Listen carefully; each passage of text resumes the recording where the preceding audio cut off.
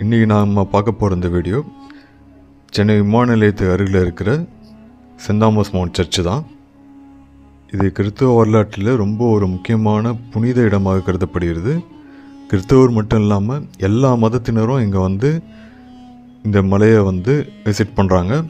ரொம்ப ஒரு அற்புதமான டூரிசம் பிளேஸ் இது. இந்த வீடியோ ஃபுல்லாக ஸ்கிப் பண்ணாமல் பாருங்கள்.